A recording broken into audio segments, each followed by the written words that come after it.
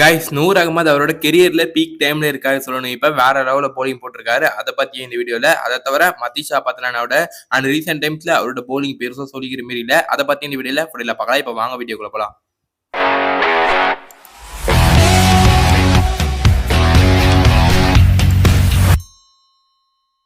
Guys ஒரு சில முக்கியமான அப்டேட்ஸை பார்க்கறது முன்னாடி நம்ம சிஎஸ்கே பிளேயர்ஸ் ரஞ்சியில கலக்கிட்டு இருக்காங்க. அதுல நம்மளோட கலீல் அகமது ரீசெண்டா இன்ஜூரில இருந்து தான் வந்தாரு. ஒரு கம்பேக்க கொடுத்தாரு ரஞ்சி டிராஃபில.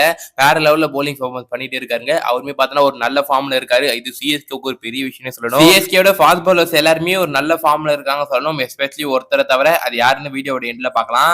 ஆனா அன்சுல் கம்போஜ் அவருமே போலிங்ல கலக்கிட்டு இருக்காருங்க. ரீசெண்டா கர்நாடகா அகேன்ஸ்டா 4 விக்கெட் எடுத்து வெறும் 32 ரன் தான் கொடுத்திருந்தாரு. செகண்ட் இன்னிங்ஸ்லயும் நல்லா ஒரு போட்டுட்டு வராரு. அதை தவிர பாத்தீங்கன்னா நம்மளோட Joburg super Kings 1 match before பாத்தீங்கன்னா SC20 பிளே ஆப்ஸ்க்குள்ள போயாச்சு கைஸ். எப்படியோ போயிட்டாங்க. ஜேஎஸ்கே தடுமாறி திட்டி திறமாறின்ற மாதிரி அண்ட் எப்படியோ ஒரு வழியா பாத்தீங்கன்னா பிளே ஆப்ஸ்க்குள்ள போயிட்டாங்க. நேத்து டர்பன் அகேன்ஸ்டான மேட்ச்ல ஜேஎஸ்கே முதல்ல போலிங் போட்டிருப்பாங்க. லூபி சிம்பிளா இவர் நல்லா போட்டிருந்தாருங்க. இவர் தான் பாத்தீங்கன்னா என்ன பொறுத்தவரையும் ஜேஎஸ்கேக்கு ஒரு குரூஷியல் பவுலரா பாத்தீங்கன்னா ரீசெண்ட் டைம்ஸ்ல எடுத்துட்டு இருக்காரு. ஏன்னா மதிஷா பத்ரானா அந்த அளவு பண்ணல. ஆனா இவர் வேற லெவல்ல கலக்கிட்டு இருக்காரு. இவர் கூட வில் ஜோன்ஸுமே நல்லா பண்றாரு. ஓவராலா நேத்து 174 ரன் வரையும் போனதுக்கு காரணம் கடைசியில பாத்தீங்கன்னா கொஞ்சம் ரன்ஸ் லீக் பண்ணிருப்பாங்க. அண்ட் டெவான் கான்வே கண்டிப்பா சொல்லி ஆகணும் சார். டெவான் கான்வே அண்ட் நீங்க உங்க பேட்டிங் ஸ்டைல கண்டிப்பா மாத்தி ஆகணும். ஏன்னா கைஸ் சுத்தமா பார்த்தோன்னா T20க்கு டெவான் கான்வே ஒரு பேட்டிங் செட் ஆகாத மாதிரி தான் விளையாடுறாரு.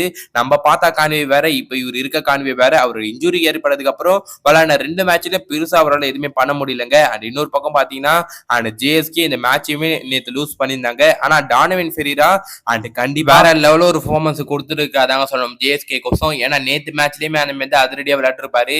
அண்ட் அதுலும் 22 பால்ல ஒரு 50 ரன்ஸ் அடிச்சாரு. கிட்டத்தட்ட இந்த மேட்ச் ஜெயிச்சு கொடுத்திருந்தாருன்னா இன்னும் வேற லெவல்ல இருந்திருக்கும். பட் அவரால் மேட்ச் ஜெயிக்க முடியல. பட் இருந்தாலும் அவரோட பேட்டிங் வேற லெவல்ல விளைந்தாருங்க. அதை பார்த்து நான் நெவர் கிவ் அப் என்ற மாதிரி அண்ட் தரமான ஒரு பேட்டிங் விளையாட்டுருப்பாரு. அதுவும் அவரோட 100வது மேட்ச் நேற்று T20ல அண்ட் வேற லெவல்ல பெர்ஃபார்மன்ஸ் கொடுத்திருக்காரு. இருந்தாலுமே ஜேஎஸ்கே நேற்று மேட்சை 11 ரன்ல என்னதான் தோத்துந்தாலும் ஜேஎஸ்கே எலிமினேட்டர்ல விளையாட போறாங்க 5ஆம் தேதி சன்ரைஸ் ஈஸ்டர்ன் கேம்ஸ் ஆகிஸ்தா. அண்ட் அந்த மேட்ச்ல ஜெயிச்சா SA20 கண்டினியூ ஆகும். இல்லைன்னா நம்ம அப்படியே வீட்டுக்கு போக வேண்டியதுதான். அந்த மேட்ச் முடிஞ்சதுக்கு அப்புறம் அந்த கடைசி லீக் மேட்ச்ல அந்த சிஎஸ்கே பண்ற மாதிரி அண்ட் ஃபேன்ஸ்க்குலாம் தேங்க்ஸ் சொல்லிருப்பாங்க. ஜேஎஸ்கே அந்த ஒரு ரிங் மாதிரி பண்ணிட்டு இருப்பாங்க. ஜேஎஸ்கே போலிங் லைன் இப்ப இவ்வளவு வீக்கா இருக்கிறதுக்கு ஒரே காரணம் மதிஷா பத்ரானா தான் நான் சொல்லுவேன். ஏன்னா மதிஷா பத்ரானா மேல தான் அவர் போலிங் லைன் இப்ப லீட் பண்ற மாதிரி இருந்துச்சுங்க. ஏன்னா முக்கியமான பவுலர்ஸ் எல்லாருக்குமே இன்ஜுரி. ஒரு நேண்ட்ரே பர்கர் இல்ல, ஜெரால் கோட்ஸே இல்ல, லிசார்ட் வில்லியம்ஸ் இல்ல என்னும் போது மதிஷா பத்ரானா மேல ஃபுல் ப்ரெஷர் இருந்துச்சுங்க. பட் அவரால் அண்ட் அந்த அளவு டெலிவரி பண்ண முடிஞ்சா கேட்டீங்கன்னா கண்டிப்பா இல்ல சொல்லணும். மதிஷா பத்ரானா நம்ம பழைய மதிஷா பத்ரானா இப்ப இருக்காரா கேட்டீங்கன்னா கண்டிப்பா இல்ல சொல்லணும் கைஸ். டோட்டலா பாத்தீங்கன்னா மாறிட்டாரு. அண்ட் அவரோட பவுலிங் ஆக்ஷன் அவர் எப்ப சேஞ்ச் பண்ணாரோ அப்பத்துல இருந்து அவர் லைனும் உள்ள லென்த் கரெக்டா விழுவ மாட்டுது. அண்ட் ஒரு புவர் ஃபார்ம்ல இப்போதைக்கு மதிஷா பத்ரானா இருக்காதா நான் சொல்லுவேன்.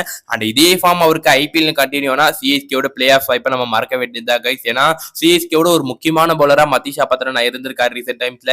அண்ட் அவர் பெருசா ஃபார்ம்ல இல்லாத காரணத்தினால சிஎஸ்கே கண்டிப்பா பிளே ஆஃப் போகலாம். நிறைய பேர் என்ன சொல்லிட்டு வராங்கன்னா மதிஷா பத்ரானா டிராப் பண்ணிட்டு நேத்து நெரிச்சு சிஎஸ்கேவோட பிளேயிங் லெவல்ல கொண்டு வாங்கப்பா, அவர் நல்லா பண்ணிட்டு இருக்காரு ரீசெண்ட் டைம்ஸ்ல பேச ஆரம்பிச்சாங்க. கைஸ் ஸ்டில் வெயிட் பண்ணுங்க. மதிஷா பத்ரானா ஐபிஎல் 2025ல எப்படி பண்ண போறாருன்னு. அண்ட் சிஎஸ்கே வரும்போது மதிஷா பத்ரானா வேற மாதிரி பெர்ஃபார்மன்ஸ் கொடுத்திருக்காரு. அண்ட் அதனால தான் வெயிட் நம்ம எதுவுமே பார்க்காம பேசிடக்கூடாது. பார்க்கலாம் மதிஷா பத்ரானா ஐபிஎல் 2025ல எப்படி பெர்ஃபார்மன்ஸ் கொடுக்குறாரு. கைஸ் இந்த ஒரு பிக்சர் நம்ம யாராலுமே மறக்க முடியாத ஒரு பிக்சரா மாறிடுச்சு தான் சொல்லணும். நூர் அகமதுக்கு 10 கோடி சிஎஸ்கே பட்டுன்னு ஸ்டீஃபன் ஃபிளமிங் தூக்குனார்ல. அண்ட் அங்கேயே நம்மளுக்கு புரிஞ்சிச்சு நூர் அகமது சிஎஸ்கே பிளான் பண்ணி தான் வந்திருக்காங்க தூக்கு ஆகணும். கைஸ் சிஎஸ்கே அவரோட கரெக்டான டைம்ல நூர் அகமது கொண்டு வந்திருக்காங்க நான் சொல்லுவேன். ஏன்னா அவரோட கெரியர்ல பீக் டைம்ல இப்ப நூர் அகமது இருக்காரு.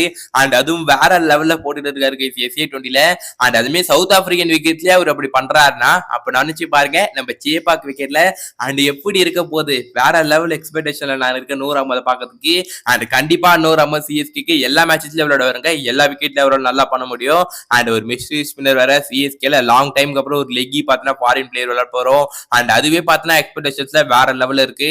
ஆனா நேத்து மேட்ச்ல ஜேபக் சூப்பர் கிங்ஸ் என்னதான் தோத்து வந்தாலும் நூர் அகமது போலிங் நம்மளால பார்க்க முடிச்சு கைஸ். 3 விக்கெட் 25 ரன் கொடுத்து அண்ட் லாஸ்டா ஜேஎஸ்கேட விளையாண்ட மேட்ச்லயும் பார்த்தா கிட்டத்தட்ட ஒரு விக்கெட் எடுத்து 24 ரன் கொடுத்துருப்பாரு நினைக்கிறேன். ஒரு 4 ஓவர் போட்டு அண்ட் வேற லெவல்ல கலக்கிட்டு இருக்காருங்க நூர் அகமது. அவரோட கெரியர்ல அவரோட பீக் டைம்ல இருக்காரு. இப்ப அவர் எந்த பால் போட்டாலுமே விக்கெட் உள்ள ஒரு மாதிரி தான் இருக்கு. சிஎஸ்கே அவருக்கு 10 கோடி என்ன பொறுத்தவரை கேட்டீங்கன்னா ஸ்டீல் பை நான் சொல்லுவேன். ஏன்னா அந்த லெவல்ல பெர்ஃபார்மன்ஸ் கொடுத்துட்டு இருக்காரு நூர் அகமது. நூர் அகமதோட போலிங்க சேப்பாக்கல பார்க்கறதுக்கு நான் ரொம்பவே பார்த்தா எக்ஸ்பெக்டேஷனோட இருக்கேன். அண்ட் அது கூட சேர்ந்து ரவீந்திர ரவீந்திர ஜடேஜா நம்ம ஆஷா நானு வேற லெவல்ல கலக்க போறாங்க இவங்களோட காம்போ.